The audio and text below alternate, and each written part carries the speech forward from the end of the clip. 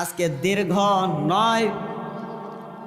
নয় বছর পরে সিরিয়ার যে মসজিদ, এই মসজিদগুলোতে আজান প্রবাহিত হচ্ছে। আরো জোরে বলুন সুবহানাল্লাহ। সিরিয়ার যে স্বৈরাচার শাসক 24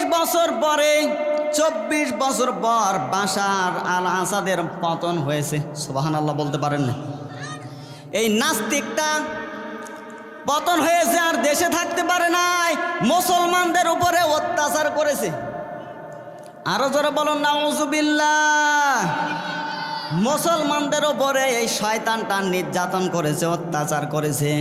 নবীজি সাল্লাল্লাহু আলাইহি সাল্লামের যে ভবিষ্যৎবাণী, এই ভবিষ্যৎবাণী অনুযায়ী নবীজি সাল্লাল্লাহু আলাইহি সাল্লাম দোয়া করেছিলেন এদের জন্য, এই সিরিয়ার লোকদের জন্য, এই শামসের জন্য নবীজি সাল্লাল্লাহু আলাইহি সাল্লাম দোয়া করেছিলেন যে একদিন না একদিন এই দেশটা বিজয়ের পথে আসবে।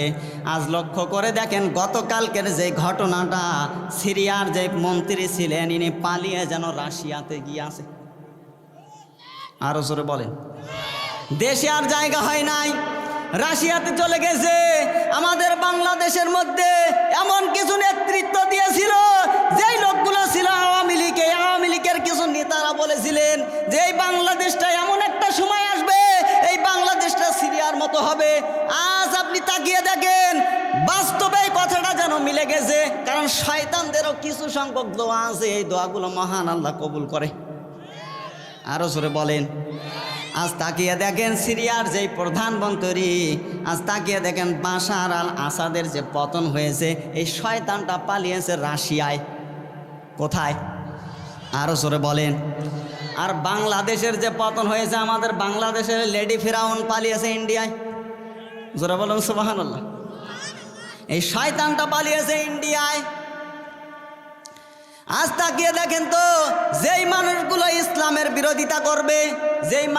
ইসলামের বিরোধিতা করবে, এরা কিন্তু দেশের নাগরিকত্ব নিয়ে টিকিয়ে থাকতে পারবে না। আরো জোরে বলেন। আমাদের এই যে রংপুর বিভাগের যে আবু সাইদ ভাইকে যে শহীদ করা হয়েছে, আজ তাকিয়ে দেখেন যে স্বৈরাচারীরাই নির্যাতন করেছে, গুলি করেছে, আজ দেশে থাকা সম্ভব হয়নি। আরো জোরে বলেন। ছাত্ররা আন্দোলন করেছিল 9 দফা। কত দফা? আরো জোরে বলেন। আমার কথাগুলোর উত্তর দেওয়া লাগবে। হয়তো অনেকেই মনে করেছেন হুজুর হয়তো ছোট, হুজুর ছোট হতে পারে, কিন্তু আল্লাহর কিতাবের কথাগুলো কিন্তু ছোট না। আরো জোরে বলেন। হুজুর ছোটও হতে পারে, বড়ও হতে পারে, কিন্তু আল্লাহর কিতাব কি ছোট? আরো জোরে বলেন। এই কিতাবের কথাগুলো কার? আরো জোরে। এই জন্যই তো সমস্যা। যদি এটা আল্লাহর কিতাব না হয়ে মানুষের বানানো হইতো, তাহলে কিছু সংখ্যক মানুষ বলতো এগুলোই ঠিক, আরো নতুন করে আইন বানাতো। এটা আল্লাহর কিতাব, এই জন্য আইন বানাতে পারে না, নতুন করে কেউ আইন বানাতে পারে না। এই জন্যই তাদের একটু চুলকানি বেশি। আলেম যারা আসে, এরা তো কোরআনের সঠিক কথাগুলো বলে, আর সঠিক কথা যখনই বলতে যায়, কিছু সংখ্যক নাস্তিকদের শরীর যেন জ্বলা পোড়া আরম্ভ হয়ে যায়। আরো জোরে বলেন। কিছু সংখ্যক নাস্তিক আছে, এদের শরীর যেন জ্বালা পোড়ানো আরম্ভ হয়ে যায়। একটু লক্ষ্য করেন তো, যে কথাটা বলছিলাম, আমাদের এই রংপুরের কীর্তি সন্তান যাকে গুলি করে হত্যা করা হয়েছে, এই যে ছাত্র আন্দোলনের জন্য কিন্তু 9 দফা দাবি করা হয়েছিল। কত দফা? আরো জোরে বলেন। কেউ এই কথাটা বলতে পারবে না যে 9 দফা আন্দোলনের মধ্যে সরকার পতন, এইটা বলতে পারবে না। প্রথমে যে 9 দফা দিয়েছিল, দ্বিতীয়বার যখন আসলো, এই 9 দফাটা বাদ দিয়ে 8 দফা দিয়েছে, কিন্তু এই জায়গায় সরকার পতনের লিস্টটা দিয়েছে। এ কথাটা মনে হয় বানালাম। পরবর্তীতে যখন 8 দফা দিয়েছে, এই জায়গায় কিন্তু সরকারের পতনটা দিয়েছে। কিন্তু আমার আল্লাহ রব্বুল আলামিন যেন জানিয়ে দিচ্ছেন যে ছাত্ররা, আমার বান্দারা, তোমরা কি চাও? শুধু এই লেডি ফিরাউনকে গদি থেকে নামাবে, এইটা দিয়ে আমি আল্লাহ খুশি হব না। আমি খুশি হব তখন, কারণ এই দেশের মধ্যে সরকার পতনের জন্য যতগুলো কারণ আমি পেয়েছি, শুধু শুধু আমি না, যত প্রকারের আলেম আছে বাংলাদেশের মধ্যে যারাই আলোচনা করে, যারা যে আইনগুলো যতগুলো অপরাধ এনার পেয়েছে, 101টা অপরাধ যদি পেয়ে থাকে, এর মধ্যে একটা সবচাইতে বড়, সেইটাই হচ্ছে আলেমদের উপরে নির্যাতন চালিয়েছে। আরো জোরে বলেন। আমার আল্লাহ যেন ডাক দিয়ে বলেন, আমার বান্দারা, এ ছাত্ররা, তোমরা কি চাও? যেটা চাও এইটা দিয়ে আমি আল্লাহ পর্যন্ত খুশি হব না। আমি আল্লাহ রব্বুল আলামিন চাই আমার আলেমদের ওপরে যারা নির্যাতন করেছে এদেরকে দেশেই যেন থাকতে দেব না। 300 জনকে নিয়ে লেডি ব্রাউন স্বামীর বাড়িতে পালিয়েছে। আরো জোরে বলেন। এ কথাটা মনে হয় বানালাম, এটা আমার আল্লাহর কথা, যে দেশে থাকা সম্ভব হবে না যারাই আলেমদের উপরে নির্যাতন চালাবে। কারণ আলেমরা কিন্তু সাধারণ মানুষ না। আল উলামা ওয়ারাসাতুল আমবিয়া, আলেমরা পয়গম্বরের ওয়ারিস। সুবহানাল্লাহ বলতে পারেন না? আলেমরা কাদের ওয়ারিস? আর এদেরকে আপনি নির্যাতন করবেন, এদের উপরে নির্যাতন করবেন, নবীকে গালি দিবেন, আমার আল্লাহকে গালি দিবেন, আপনারও দেশে থাকা সম্ভব না। এখনো তাকিয়ে দেখেন, সময় আছে। বাংলাদেশে প্রথম একটা যুদ্ধ হয়েছিল, দেশ স্বাধীন হয়েছিল। 2য় নম্বরে আরেকটা যুদ্ধ হয়ে দেশটা স্বাধীন হয়ে গেছে। এখনো সময় আছে, এমন কোনো কাজ করা যাবে না, এমন জায়গায় সিল মারা যাবে না যেন বাংলাদেশে আবার 3য় যুদ্ধ আসে। আরো জোরে বলেন। এই জন্য দেখে শুনে সিল মারতে হবে। এমন জায়গায় মারা লাগবে যেইটাতে দিলে কোরআনের আইন আমাদের এই সংসদে চলবে। সুবহানাল্লাহ বলতে পারেন নাই? এই জন্য তাকিয়ে দেখেন তো, যারাই কোরআনের বিরোধিতা করেছে তাদেরই পতন হয়েছে। এর বাস্তব প্রমাণ আমাদের এই বাংলাদেশ আর এই সিরিয়া। আরো জোরে বলেন। এ কথাটা কিন্তু আমার বানানো না, কারণ হক্কানি আলেম যারা আছে এই মানুষগুলো কিন্তু কারো দিকে তাকিয়ে কথা বলে না। এরা তাকায় কার দিকে? আরো জোরে বলেন। এরা কিন্তু দুনিয়ার মানুষদের দিকে তাকায় না, তাকায় আমার আল্লাহর দিকে। জোরে বলুন সুবহানাল্লাহ। কারণ এই মানুষগুলো জানে যে আজ যদি কোরআনের সঠিক কথাগুলো গোপন করে দেয়, পৃথিবীতে হয়তো বাঁচতে পারবো, কিন্তু আমার রবের কাছে বাঁচা সম্ভব। আরো জোরে, আমার রবের কাছে বাঁচা সম্ভব না। এরা তাকায় কোরআনের আয়াতের দিকে। আল্লাহ রাব্বুল আলামিন যেন এই কথাটাই জানিয়ে দিচ্ছেন, ইন্নাল্লাযীনা ইয়াকুতুমুনা মা আনজালনা মিনাল বাইয়িনাতি ওয়াল হুদা মিন বা'দি মা বায়্যানাহু লিন-নাসি ফিল কিতাব উলাইকা ইয়ালআনুহুমুল্লাহু ওয়া ইয়ালআনুহুমুল লাঈনুন। সূরা বলুন আল্লাহু আকবার। সূরা বাকারা 2 নম্বর পারা 3 নম্বর পৃষ্ঠা 4 নম্বর লাইনের 19 নম্বর উপর 159 নম্বর আয়াত। এটা আল্লাহ রাব্বুল আলামিন যেন জানিয়ে দিচ্ছেন, ইন্না নিশ্চয় আল্লাযিনা যারা ইয়াকতুমুনা গোপন করবে কি মানজালনা মিনাল বাইয়িনাতি ওয়াল হুদা, যেটা স্পষ্ট দলিল আর প্রমাণ হিসেবে আমি আল্লাহ কিতাবের মধ্যে দিয়েছি। সুবহানাল্লাহ বলতে পারেন না? বায়্যানাহু লিন-নাসি ফিল কিতাব, মানুষের কাছে বর্ণনা করার জন্য যে কথাগুলো এর ভেতরে আছে, এটা যদি কেউ জানার পরে ভয়ে স্বার্থে চাকরিকে টিকিয়ে রাখার জন্য যদি কেউ গোপন করে দেয়, উলাইকা ইয়ালআনুহুমুল্লাহ, আমি আল্লাহ নিজে তাদের উপরে লানত করি। নাউজুবিল্লাহ বলতে পারেন নাই? শুধু এই পর্যন্ত বলে যদি আল্লাহ আয়াত শেষ করতো, আমি আয়াতটা বলতাম না। ওয়া ইয়ালআনুহুমুল লাঈনুন, বহু বচন দিলেন। কেন দিলেন? আল্লাহ রাব্বুল আলামিন যেন জানিয়ে দিতে চান, আমার সৃষ্টি যাদেরকে পৃথিবীতে আমি আল্লাহ পাঠিয়েছি, তার মানে পিপিলিকা থেকে শুরু করে আমি আল্লাহর ফেরেশতা পর্যন্ত যারা লানত করতে পারে, তারা সবাই ওই জ্ঞানী লোকটা, ওই বক্তা, ওই খতিবের উপরে লানত করে। জোরে বলুন নাউজুবিল্লাহ। এই জন্যই তো হক্কানি আলেম যারা আছে, হক্কানি আলেম যারা আছে, এরা কারো দিকে তাকায় না, কোনো নাট বল্টুর দিকে তাকায় না। এরা তাকায় কার দিকে? আরো জোরে বলেন কার দিকে? এরা তাকায় যেন আমার আল্লাহর দিকে। আমার আল্লাহর দিকে তাকিয়ে বলে, দুনিয়ার কোনো মানুষের দিকে তাকায়। আরো জোরে বলেন। 2 নম্বরে আপনি আসেন। এটা কিছুক্ষণ আগে আমাদের যে আলোচক উনি যে কথাটা বলেছিলেন, এনামুল হক বিন আবেদি সাহেব। হুজুর যে আলোচনাগুলো করেছে খুব গুরুত্বপূর্ণ আলোচনা, সুবহানাল্লাহ বলতে পারেন নাই? আল্লাহ যেন সকলকে আমল করার তৌফিক দান করেন, জোরে বলুন আমিন। এইবার আসেন, যে কথাটা শেষে বলেছিল যে যুদ্ধের কথা, এবার একটু লক্ষ্য করেন তো, হাদিস শরীফ সাক্ষী নবীজি সাল্লাল্লাহু আলাইহি সাল্লাম জানিয়েছেন শেষ জামানায় যুদ্ধ হবে দুইটা। কয়টা? আরো জোরে বলেন। শেষ জামানায় যুদ্ধ হবে দুইটা।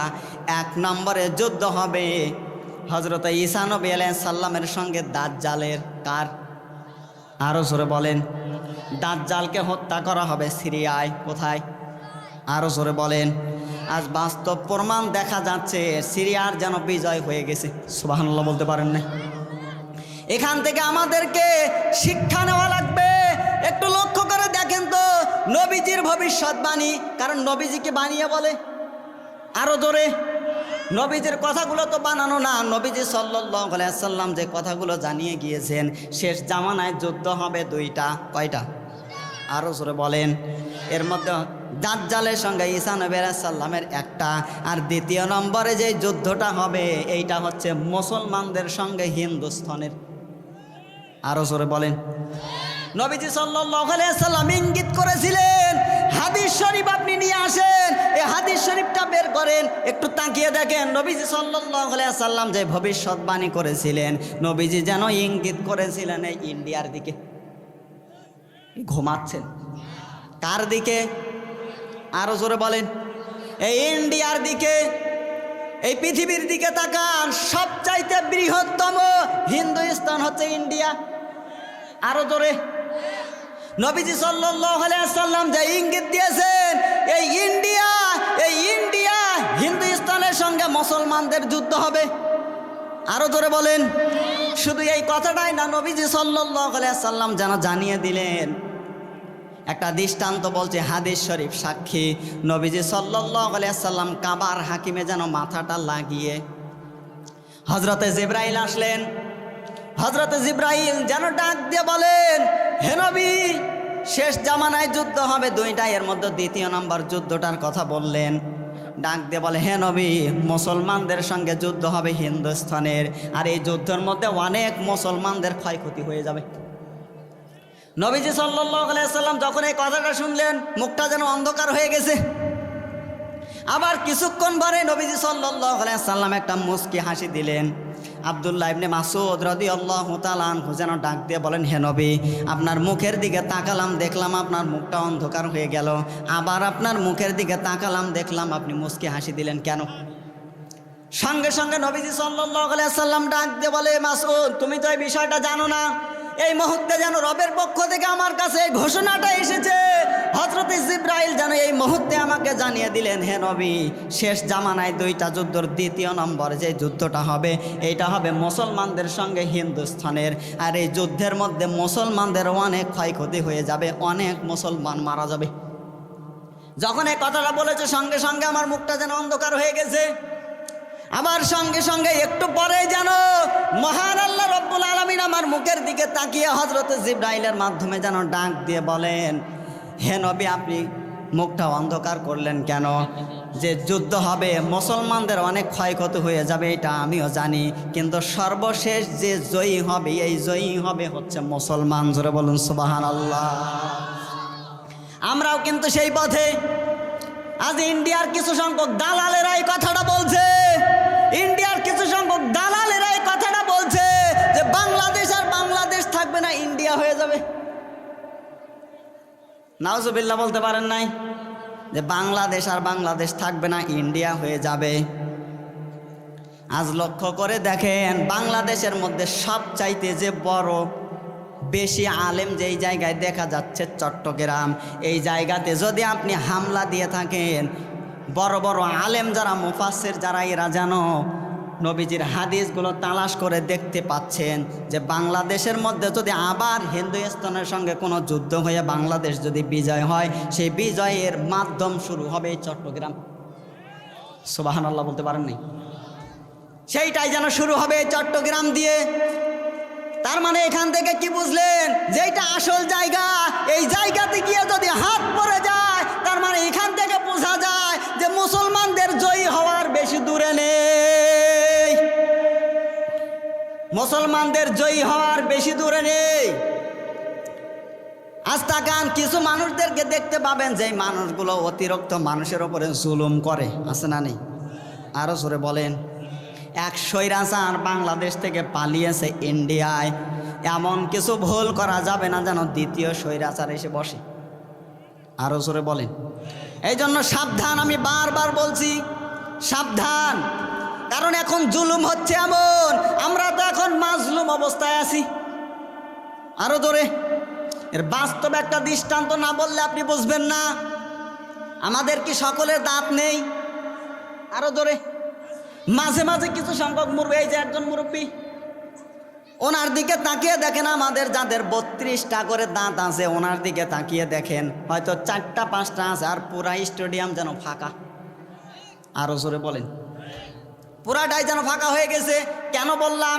কাউকে অপমান করার জন্য না, এটা একটা শিক্ষার জন্য বলছি, একটু লক্ষ্য করেন। আমি এই কথাটা বলতাম না, আমাদের সকলের একটা জিহ্বা আছে না নেই? আরো জোরে বলেন। জিহ্বা হচ্ছে একটা, কিন্তু দাঁত কয়টা বলা লাগবে, কি বোঝেন না? জিহ্বা একটা, দাঁত কয়টা? দাঁতের সংখ্যা কম না বেশি? জিহ্বাটা ভিতরে, দাঁতগুলো যখন আপনি এক জায়গায় লাগিয়ে দেন, জিহ্বা যেন মাঝে যে জায়গাটা মনে হয় যে আয়না ঘরে পড়ে আছে। আরো জোরে বলেন। যেন আয়না ঘরের মতো একটা জায়গায় পড়ে আছে। জিহ্বা যেন মহান আল্লাহ রব্বুল আলামিনকে ডাক দিয়ে বলে, রব্বুল আলামিন এ কোথায় আমাকে রেখে দিলেন? আমার উপরে নির্যাতন আয়না ঘরের মতো একটা জায়গায় রেখে দিয়েছে। এবার আপনাদেরকে বলছি, এই যে জিহ্বাটা, এই জিহ্বা দ্বারা কিন্তু আপনার দাঁতের কোনো ক্ষতি হয়। আরো জোরে বলেন। আপনি যখন রাতের বেলা ঘুমিয়ে যান, এই জিহ্বাটা ভেতরে এমন কিছু কাজ করে যেটা করার কারণে আপনার দাঁতের ভেতরে যে ময়লাগুলো থাকে, এই ময়লাগুলো যেন সামনের দিকে এসে দাঁড়িয়ে থাকে। সুবহানাল্লাহ বলতে পারেননি? সকালে যখন আপনি ব্রাশ করেন পরিষ্কার হয়ে যায়। এই জিহ্বা আপনার উপকার করছে। এরপরেও দেখবেন এই যে 32 জন স্বৈরাচার, এরা দেখবেন মাঝে মাঝে জিহ্বার উপরে এমন একটা কামড় লাগিয়ে দেয় যেন ফুলে উঠে যায়। আরো জোরে বলেন। এত উপকার করার পরেও দেখবেন এমন কামড় দিয়েছে যেন ফুলে উঠে গেছে। যখন কামড়টা লাগিয়ে দেয়, জিহ্বা যেন ফরিয়াদ করে, রব্বুল আলামিন এত উপকার করলাম, এরপরেও যেন আমার উপরে নির্যাতন। মহান আল্লাহ যেন ডাক দিয়ে বলে, জিহ্বা চিন্তা করো না, মাত্র 20 থেকে 30 থেকে 40টা বছর একটু সময় দাও। এরপরে তাকিয়ে দেখবে যারা নির্যাতন করছে এরা আর থাকতে পারবে না, যেন পড়ে যাবে এই দাদুর মতো স্টেডিয়াম যেন ফাঁকা হয়ে যাবে, আর তুমি যেহেতু মাজলুম তুমি টিকে থাকবে। সুবহানাল্লাহ বলতে পারেন নাই? আজও তাকিয়ে দেখেন বাংলাদেশের মধ্যে যেই সমস্ত মানুষগুলো মাজলুম, ইত্তাকি দাওয়াতাল মাজলুম, নবীজি সাল্লাল্লাহু আলাইহি ওয়াসাল্লাম জানিয়েছে মাজলুমের উপরে নির্যাতন করো না, কারণ এরা মাজলুম। একবার যদি মহান আল্লাহর কাছে 2টা হাত উঠিয়ে ডাক দিয়ে বলে রব্বুল আলামিন, সঙ্গে সঙ্গে যেন মহান আল্লাহ দোয়া কবুল করে নিয়ে নেয়। আরো জোরে বলেন সুবহানাল্লাহ। সঙ্গে সঙ্গে যেন আল্লাহ দোয়া কবুল করে নেয়। এই জন্য মাজলুমের উপরে অত্যাচার করো না। এই দাঁতের কথা বলছিলাম, একটু লক্ষ্য করে দেখেন, অত্যাচার করছে জিহ্বার উপরে, টিকিয়ে থাকতে পারবে না। একটু বয়স হলে যেমন ঝরে পড়ে যায়, আলেমদের উপরে যারা নির্যাতন করে, যারা মাজলুমের উপরে নির্যাতন করে, এরাও টিকে থাকতে পারবে না, একদিন পালানো লাগবে। এরাও টিকে থাকা সম্ভব হবে না, এদেরকেও পালানো লাগবে। কি বানিয়ে বললাম? আরো জোরে বলেন। এ কথাটাও কিন্তু আমার না, আজকের যে তিলাওয়াতকৃত আয়াতের মধ্যে মারাত্মক কিছু তথ্য আছে। যদি সময় হয় আপনাদেরকে এই বিষয়টা ক্লিয়ার করে দেব আপনারা চলে যাবেন নাকি? আরো জোরে বলেন। যে আরো একজন আলোচক আছে, ওনার আলোচনা না শুনেই যাবেন। কে কে যাবেন হাত উঠান তো, তারপরেও হাত উঠান। এইবার আপনি আসেন আরেকটা বিষয় যেটা না বললে না, 3য় নম্বরে এবার আসেন। ইন্ডিয়া থেকে আমাদের একজন মুসলিম ভাই, যার নাম হচ্ছে আসাদুজ্জামান ওয়াইসি। নাম কি? আরো জোরে বলেন। আসাদুজ্জামান এই মুসলিম ভাইটা যেন ইন্ডিয়া থেকে আমাদের পক্ষে যেন একটা বার্তা জারি করে দিয়েছেন গতকাল। জোরে বলুন সুবহানাল্লাহ। আমাদের যেই লেডি ফিরাউন স্বামীর বাড়ি গিয়েছিলেন, দুইজন যেন একটা গাড়িতে চলাফেরা করছে। নাউজুবিল্লাহ বলতে পারেন নাই? আমাদের কোনো আফসোস হবে না তখন। আপনি এখানে যান আর যেখানে যান না কেন কালেমা পড়িয়ে যান, অথবা ওদের যে ধর্ম আছে এই ধর্মে সামিল হয়ে যদি আপনি বিবাহে আবদ্ধ হয়ে যান, এরপরে আপনি যেখানে যান না কেন কোনো সমস্যা। আরো জোরে বলেন। কিন্তু আপনি যেইভাবে চলছেন, এই ভাইটা যেন নরেন্দ্র মোদীকে জানিয়ে দিয়েছে কার সঙ্গে চলাফেরা করছেন আপনি।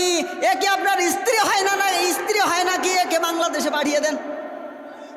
কেন নিয়ে এসেছেন একে? ইন্ডিয়াতে নিয়ে আসার পরে বাংলাদেশের সাথে আমাদের ইন্ডিয়ার যে দূরত্বটা বজায় হচ্ছে, এইটা আমরা চাই না। বাংলাদেশের জিনিস বাংলাদেশে ফিরে দেন। আরো জোরে বলেন। আজ তাকিয়ে দেখেন তো, আমাদের যে শিল্পী ভাইরা আছে এরা যে গানগুলো বানিয়েছে এমনিতে বানায় নাই। আজ এরা না থেকে যেন আমাদের দেশটা কেমন যেন ফাঁকা ফাঁকা। কি ঘুমাচ্ছে? কেমন যেন ফাঁকা ফাঁকা হয়ে যাচ্ছে। আমি এই সমস্ত কথাগুলোতে না একটু লক্ষ্য করেন, ভাইটা জানিয়ে দিয়েছে যে আমরা দূরত্ব বাড়াতে চাই না, আমরা মুসলিমদের সাথে দূরত্ব বাড়াতে চাই না, যুদ্ধ করতে চাই না। এই শয়তানটাকে ইন্ডিয়াতে রাখার দরকার নেই, একে বাংলাদেশেই দিয়ে দেন। আরো জোরে, একে বাংলাদেশে দিয়ে দেন। যে মাজলুমদের উপরে অত্যাচার করেছে, এই মাজলুমেরা দেখতে যায় যে আল্লাহর আইন দিয়ে এই শয়তানের বিচার করলে কেমন হয়। আরো জোরে বলে। এই মাজলুমেরা দেখতে চায় যে আল্লাহর আইন দিয়ে এই শয়তানের বিচার করলে কেমন হয়। এই জাতি আজকে এই বিষয়গুলো দেখতে চায়। আরো জোরে বলেন।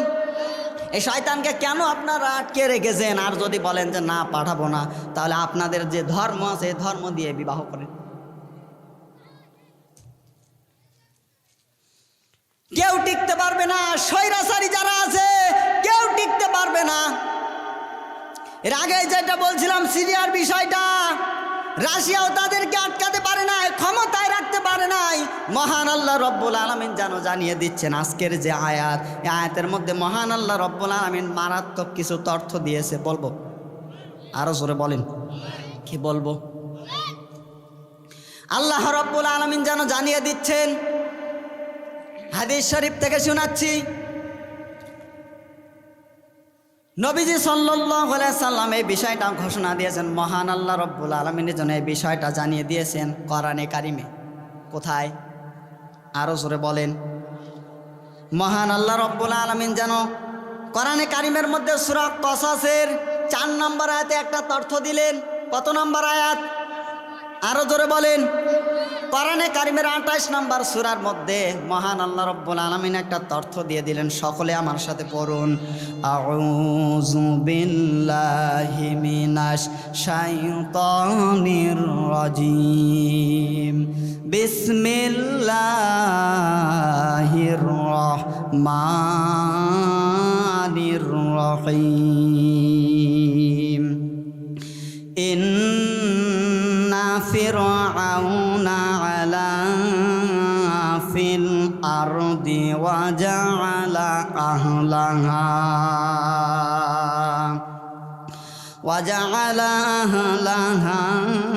শিয়াআন ইয়াস্তাদঈফু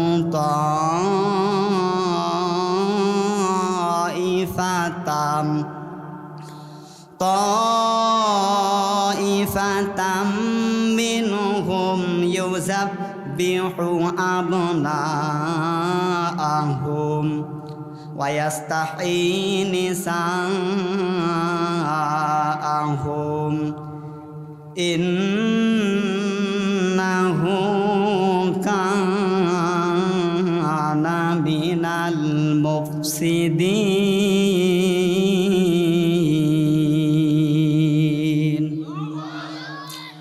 4 নম্বর আয়াতের তথ্যের দিকে আসেন। আজকের যে তিলাওয়াতকৃত আয়াত ছিল এই আয়াত নাম্বার হচ্ছে 6। আমি এই 3টা আয়াতের তথ্যটা আপনাদের কাছে আজকে বলবো, একটু ক্লিয়ার করেন। 4 নাম্বার, 5 নাম্বার আর 6 নাম্বার আয়াতের মধ্যে মহান আল্লাহ রব্বুল আলামিন কি তথ্য দিলেন। হযরতে মুসা নবী আলাইহিস সালামের ওই সময় ফিরাউন যখন ক্ষমতা পেয়েছিলেন, নিজেকে রব বলে দাবি করেছিলেন। ইন্না ফিরাউনা আলা ফিল আরদি, ফিরাউন যেন নিজেকে রব বলে দাবি করেছিলেন। আরো জোরে বলেন। মিথ্যা রব বলে উপরওয়ালা হিসাবে দাবি করেছিলেন, আসলে কিন্তু উপরওয়ালা না, উপরওয়ালা একজন, তিনি কে? আরো জোরে বলেন। আমাদের উপরওয়ালা ওই আমাদের উপরওয়ালা, তাকে আমরা মানি যিনি আমাদেরকে সৃষ্টি করেছেন। সুবহানাল্লাহ বলতে পারেন নাই? আমরা তারও ইবাদত করি, আমরা তাকেই বলি ইন্নাল্লাযীনা ক্বালু রাব্বুনাল্লাহ। জোরে বলুন সুবহানাল্লাহ। ফিরাউন নিজেকে রব বলে দাবি করলেন।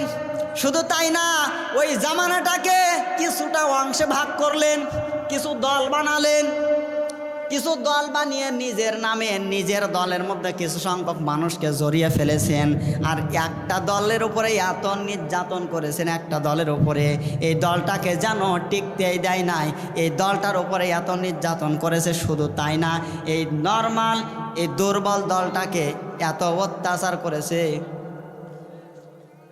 পুরুষ সন্তান, এই নর্মাল দলটা থেকে যাদের সন্তান হয়েছিল, পুরুষ সন্তান যাদের এসেছে দুনিয়াতে, তাদেরকে হত্যা করা হতো। কি করা হতো? আর নারী যারা আসতো, মেয়ে সন্তান, কন্যা সন্তান যাদের আসতো, তাদেরকে জীবিত থাকতো, তাদেরকে কিছু বলে নাই। কিন্তু পুত্র সন্তান যাদেরই আসতো তাদেরকেই হত্যা করা হতো। এটা ফিরাউনের আইন। কিসের? আরো জোরে বলেন। এটা ফিরাউনের আইন ছিল। আমি সংক্ষেপ করে বলছি, যেহেতু সময় হচ্ছে না, সংক্ষেপ করে বলছি।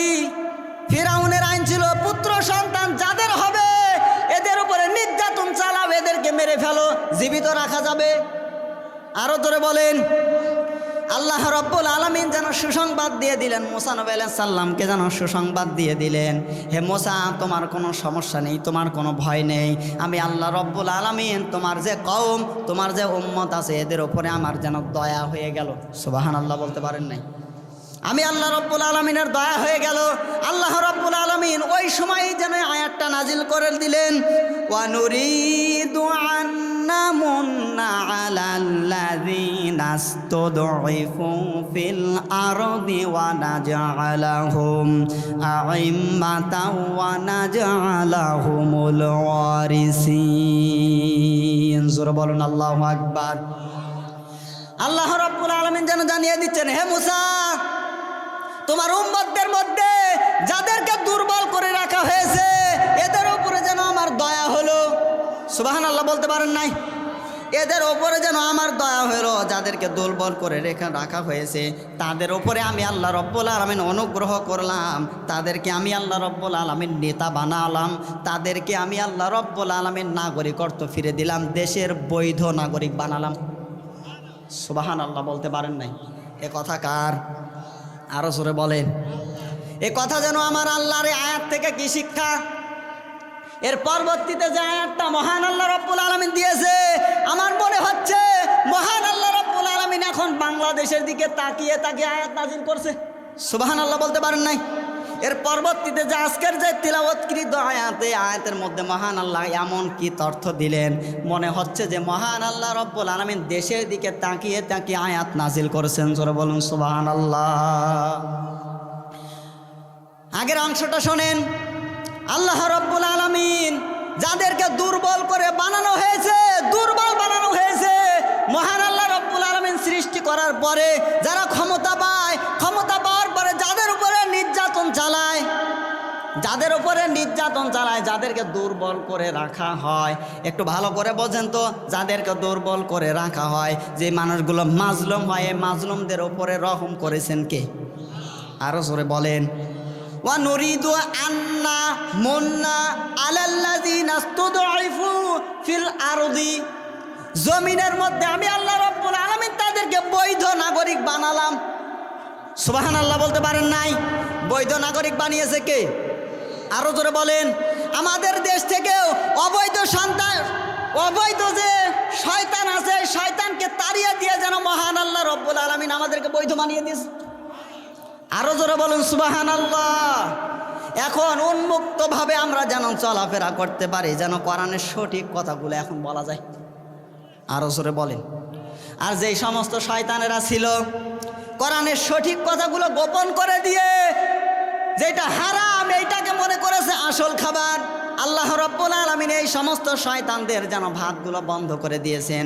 এদের জন্য মহান আল্লাহ রাব্বুল আলামিন যেন ঘোষণা দিয়ে দিলেন, ইন্নাল্লাযীনা ইয়াকুতুমুনা মা আনজালাল্লাহু মিনাল কিতাবি ওয়া ইয়াশতারুনা বিহি সামানান কলিলা উলাইকা মা ইয়াকুলুনা ফি বুতুনিহিম ইল্লান নার ওয়ালা ইউকাল্লিমুহুমুল্লাহু ইয়াওমাল কিয়ামাতি ওয়ালা ইউযাক্কিহিম ওয়ালাহুম আযাবুন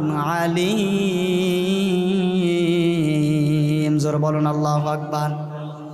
সূরা বাকারা 2 নম্বর পারা 5 নম্বর পৃষ্ঠা 3 নম্বর লাইনের 21 নম্বর করে 174 নম্বর আয়াত। এটা আল্লাহ রাব্বুল আলামিন যেন জানিয়ে দিচ্ছেন, ইন্না নিশ্চয় নাল্লাযিনা যে বাজারা ইয়াকতুমুনা গোপন করবে, ইন্নাল্লাযিনা ইয়াকতুমুনা মা আনজালাল্লাহু মিনাল কিতাবি, যেটা কিতাবের মধ্যে দেওয়া।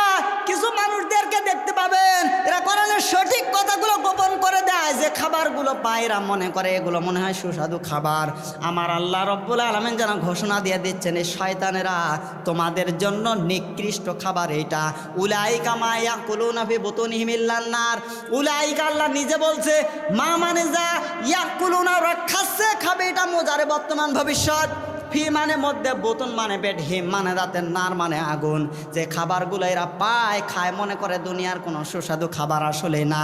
যেগুলো পায় এরা মনে করে সুস্বাদু খাবার খায়, এগুলো সব যেন মহান আল্লাহ এদের পেটে আগুন ঢুকাচ্ছে। শুধু এই পর্যন্ত বলে যদি আল্লাহ শেষ করতো আমি বলতাম না, উলাইকা মা ইয়াকুলুনা ফি বুতুনিহিম ইল্লান নার ওয়ালা ইউকাল্লিমু, এটা মোজারে, ওয়ালা ইউকাল্লিমুহুমুল্লাহু ইয়াওমাল কিয়ামা, কিয়ামত পর্যন্ত আমি আল্লাহ রাব্বুল আলামিন এদের সঙ্গে কথা বলছি না, বলবো না। ওয়ালা ইউযাক্কিহিম, এদেরকে পবিত্রও করব না। এবার আপনাদের কাছে প্রশ্ন, পবিত্র হওয়া ছাড়া কেউ জান্নাত পাবে? আরো জোরে বলেন। তার মানে এদের জন্য জান্নাত নেই। যারা এই কোরআনের সঠিক কথা গোপন করবে এদের জন্য জান্নাত নেই, এদের জন্য জাহান্নাম। এদের জন্য জান্নাত নেই, এদের জন্য জাহান্নাম। আপনি যদি মুসলিম বলে নিজেকে দাবি করেন, আপনি যদি আলেম বলে নিজেকে দাবি করেন, দুনিয়ার দিকে তাকানো যাবে না, তাকানো লাগবে কার দিকে? আরো জোরে বলেন। এই কথাগুলাই যদি বলতে যান কিছু মানুষের মন খারাপ আছে না নেই? আরো জোরে বলেন। কিছু মানুষের মন খারাপ হয়ে যায়। আল্লাহ রাব্বুল আলামিন যেন জানিয়ে দিচ্ছেন, হে মুসা, যাদেরকে দুর্বল করে রাখা হয়েছে এদের উপরে যেন আমার দয়া হলো। আমি আল্লাহ রাব্বুল আলামিন দেশ স্বাধীন করলাম, এদেরকে নাগরিকত্ব দিলাম, এদেরকে বৈধ নাগরিক বানালাম, ক্ষমতায় বসালাম। সুবহানাল্লাহ বলতে পারেন নাই? এইবার 6 নম্বর আয়াতে আসেন, তাকিয়ে দেখেন মহান আল্লাহ রাব্বুল আলামিন আয়াতের মধ্যে কি তথ্যটা দিলেন। আল্লাহ রাব্বুল আলামিন যেন জানিয়ে দিচ্ছেন, ওয়া নুমাক্কিন্না লাহুম ফিল আরদি, আল্লাহ রাব্বুল আলামিন যেন জানিয়ে দিচ্ছেন জমিনে আমি তাদেরকে শাসন ক্ষমতায় বসিয়েই দিলাম। সুবহানাল্লাহ বলতে পারেন নাই? এ কথা কার? আল্লাহ রাব্বুল আলামিন যেন জানিয়ে দিচ্ছেন জমিনে আমি তাদেরকে শাসন ক্ষমতায় বসিয়েই দিলাম। এ কথা কার? আরো জোরে বলেন। যারা নির্যাতন করেছে তাদেরকে হটিয়ে দিয়ে এই জমিনের মধ্যে মহান আল্লাহ রাব্বুল আলামিন তাদেরকে শাসন ক্ষমতায় বসিয়েছেন যারা আমার আল্লাহর নামে জিকির করে। সুবহানাল্লাহ বলতে পারেন নাই? তাদেরকে মহান আল্লাহ রাব্বুল আলামিন ক্ষমতায় বসিয়েছেন। আল্লাহ রাব্বুল আলামিন জানিয়ে দিচ্ছেন কেন দিলাম জানো? আমি আল্লাহ রাব্বুল আলামিন দেখাতে চাই স্বৈরাচারীদেরকে। কাদেরকে? আরো জোরে বলেন। আল্লাহ কিন্তু প্রথমেই জানিয়ে দিলেন আয়াতের প্রথম অংশে, ওয়া নুমাক্কিন্না লাহুম ফিল আরদি, জমিনে আমি তাদেরকে শাসন ক্ষমতায় বসিয়েই দিলাম। আল্লাহ রাব্বুল আলামিন জানিয়ে দিচ্ছেন ওয়া নুরিয়া, কেন দিয়েছি জানো? আমি তাদেরকে দেখাতে চাই আল্লাহ রাব্বুল আলামিন জানিয়ে দিচ্ছেন আমি তাদেরকে দেখাতে চাই। কাদেরকে? ফিরআউনা। ফিরআউনকে? কাকে? আরো জোরে বলেন। ফিরআউনকে। ফিরআউনের মতো ফিরআউনের গোষ্ঠী যারা আছে এদের সকলকে দেখাতে চায়, যারা ফিরআউনের রক্ত শরীরে বহন করে আজ দুনিয়ার মধ্যে মানুষের উপরে নির্যাতন চালায়। আরো জোরে বলেন। মানুষের উপরে যারা নির্যাতন চালায় এই সমস্ত মানুষদেরকে আমি আল্লাহ দেখাতে চাই। এই জন্য মহান আল্লাহ রব্বুল আলামিন যেন জানিয়ে দিচ্ছেন ফিরআউনা, আমি দেখাতে চাই ফিরআউনকে। এই পর্যন্ত আল্লাহ শেষ করে নাই। এই আয়াতটা পড়ার পরে মনে হচ্ছিল মহান আল্লাহ মনে হয় দেশের দিকে তাকিয়ে তাকিয়ে আয়াত নাজিল করছে। সুবহানাল্লাহ বলতে পারেননি? এর পরের অংশের দিকে তাকান। আল্লাহ রাব্বুল আলামিন যেন জানিয়ে দিলেন ফিরআউনা, দেখাতে চাই ফিরআউনকে। ওয়া হামানা। হামানকে? হামানের মতো মানুষ যারা আছে এই দুনিয়ার মধ্যে তাদেরকে আমি আল্লাহ রাব্বুল আলামিন দেখাতে চাই যে তোমাদেরকে ক্ষমতায় রাখবো না। সুবহানাল্লাহ বলতে পারেন নাই? তোমাদেরকে ক্ষমতায় রাখবো। ওয়া জুনুদাহুমা। ওয়া জুনুদাহুমা। যেই সমস্ত লোকেরা এই শয়তানদের পিছনে স্লোগান দিত যে অমুকের চরিত্র লাউয়ের মতো পবিত্র, যেই সমস্ত শয়তানেরা এদের পিছনে স্লোগান দিয়েছিল তাদেরকে আমি আল্লাহ রাব্বুল আলামিন দেখাতে চাই। তাদেরকে দেখাতে চাই। শুধু তাই না, আজ মনে হয় মহান আল্লাহ রাব্বুল আলামিন এই বাংলাদেশের মধ্যেও মনে হয় এই বাংলাদেশের দিকে তাকিয়েও মনে হয় এই রকম একটাই কথা মনে হয় বলেছিলেন যে শয়তানদেরকে আমি আল্লাহ রাব্বুল আলামিন দেখাতে চাই যে মুসলিমদেরকে ক্ষমতায় বসালে আমার দেশটা কেমন চলে। সুবহানাল্লাহ বলতে পারেন নাই? আরো জোরে বলুন সুবহানাল্লাহ। ওয়া জুনুদাহুমা মিনহুম মা কানু ইয়াহজারুন। আল্লাহ রাব্বুল আলামিন যেন জানিয়ে দিচ্ছেন তাদেরকে আমি আল্লাহ রাব্বুল আলামিন ক্ষমতায় বসিয়েছি। তাদেরকে যেই মানুষগুলোকে শয়তানেরা ভয় করত তাদেরকে। সুবহানাল্লাহ বলতে পারেন নাই? যে মানুষগুলোকে শয়তানেরা ভয় করত তাদেরকে আমি আল্লাহ রাব্বুল আলামিন ক্ষমতায় যেন বসিয়েছি। এই কথাটা আমার না আল্লাহর। আরো জোরে বলেন।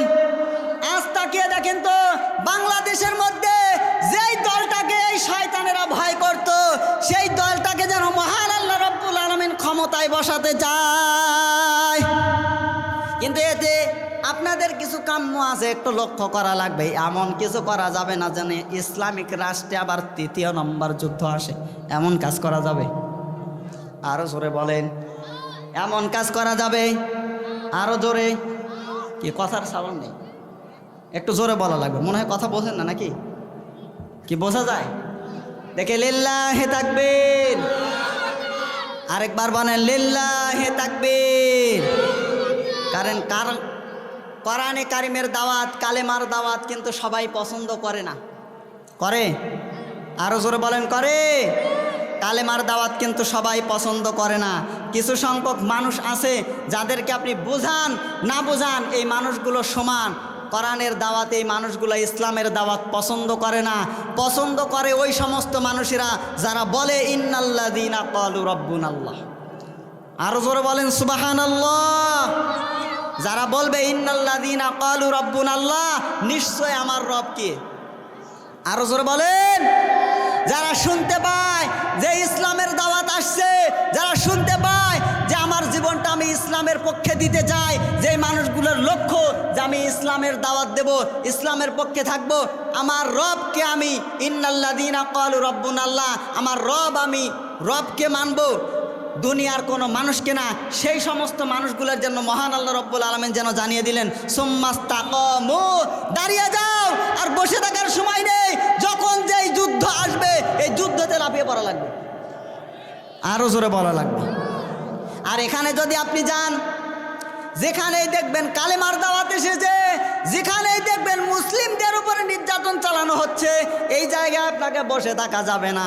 আপনি যদি বলেন ইন্নাল্লাযীনা ক্বালু রাব্বুনাল্লাহ, আমার রব আল্লাহ, আমার আল্লাহ রব্বুল আলামিন আপনার জন্য যেন কর্মসূচি দিলেন। সুবহানাল্লাহ বলতে পারেন না? আপনি শুধু বলবেন যে আমার রব আল্লাহ, এ পর্যন্ত বললেই শেষ। আপনি বললেন যে আমার রব আল্লাহ, এ বললেই শেষ না। আমার আল্লাহ যেন জানিয়ে দিলেন সুম্মাস্তাকামু, দাঁড়িয়ে যাও। তাতানাজ্জালু, এটা মুজারে বর্তমান ভবিষ্যৎ। তাতানাজ্জালু আলাইহিমুল মালা, মালাকুন এক বচন, মালাইকা বহু বচন দিলেন।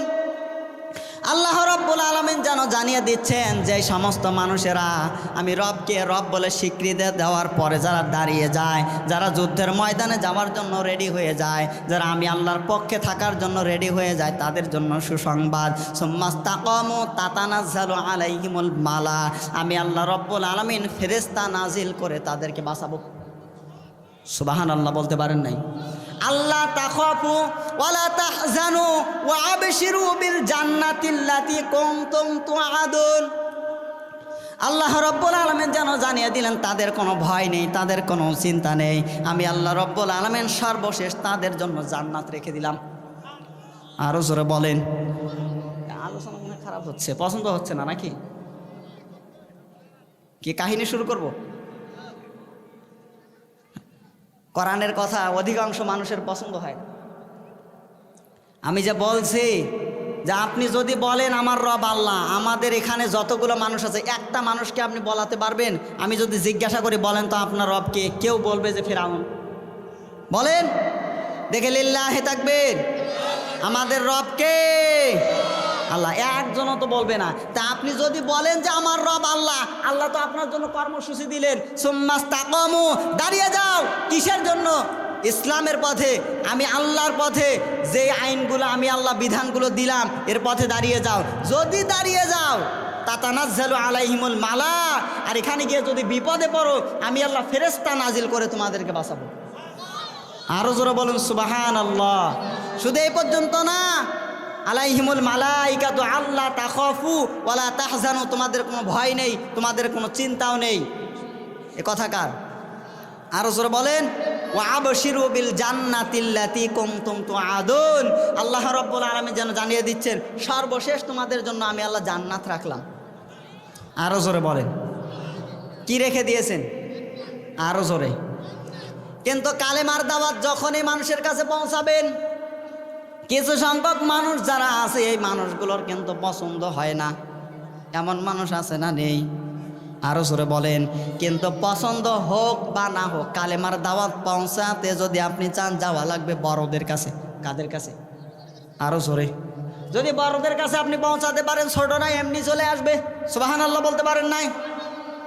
এই জন্য এই মহান আল্লাহ রব্বুল আলামিন যেন ডাক দিয়ে বলছেন যে মুসা, আমি শিক্ষার জন্য বলছি, শুধু কাহিনী বলা আমার উদ্দেশ্য না, আমি শিক্ষার জন্য আপনাদেরকে বলছি, একটু তাকান। মহান আল্লাহ রব্বুল আলামিন যেন ডাক দিয়ে বলে মুসা কালেমার দাওয়াত দাও। কিসের দাওয়াত?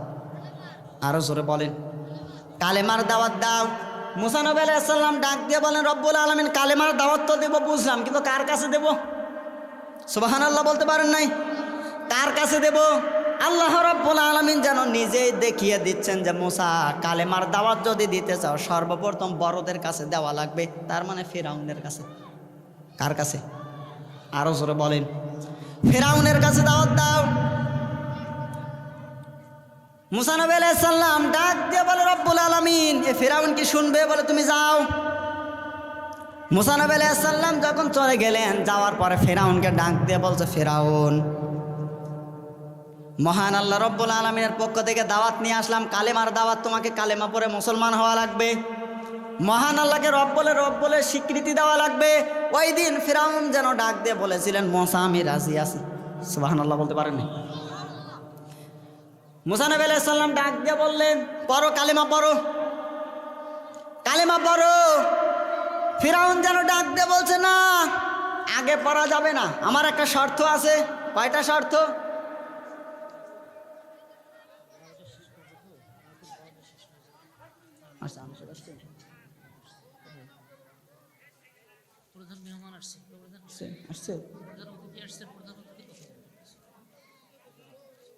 আচ্ছা ঠিক আছে। মুসা নবী আলাইহিস সালাম চলে গেলেন, দাওয়াত দিলেন। ফিরআউন যেন ডাক দিয়ে বলেন আমি রাজি, তবে শর্ত আছে একটা। কয়টা? আরো জোরে বলেন। মুসা নবী আলাইহিস সালামকে ডাক দিয়ে বলেন যে মুসা আমি কালেমাও পড়ব, মুসলমানও হবে, সবই ঠিক আছে, কিন্তু আমি কালেমা পড়ে যদি মুসলমান হয়ে যাই তোমার রব আমাকে কি পুরস্কার দেবে? তোমার রব আমাকে কি পুরস্কার দেবে? কারণ যেই মানুষগুলোর কপালে হিদায়েত নেই, যে মানুষগুলোর নাস্তিকতার মধ্যেই থাকে, এদের লোভ একটু বেশি হয় না কম হয়? আরো জোরে বলেন। যদি এইটাই বাস্তব না হতো, আমাদের দেশে লেডির যে কর্মচারী ছিল 400 কোটি টাকার মালিক হয় কি করে? আরো জোরে, কিভাবে মালিক হওয়া সম্ভব? যেন ডাক দিয়ে বলছে তোমার রব আমাকে কি পুরস্কার দেবে। মুসা নবী আলাইহিস সালাম নিজে থেকে যেন কিছু বানিয়ে বলছে না, মহান আল্লাহ রব্বুল আলামিনকে ডাক দিয়ে বলে, রব্বুল আলামিন এ কার কাছে আমাকে পাঠালেন, যার কাছে দাওয়াত নিয়ে এসেছে যেন পুরস্কার চাই, কিন্তু আমি তো জানি না আপনি কি পুরস্কার দেবেন। সুবহানাল্লাহ বলতে পারেন নাই? আল্লাহ রব্বুল আলামিন ডাক দিয়ে বলে, মুসা আমিও জানি যে এই শয়তানের কাছে যখন তুমি যাবে, এই শয়তান পুরস্কার চাইবে, এর জন্য আমি একটা নাই, দুইটা নাই, 4টা পুরস্কার রেডি করে রেখে দিয়েছি। সুবহানাল্লাহ বলতে পারেন নাই?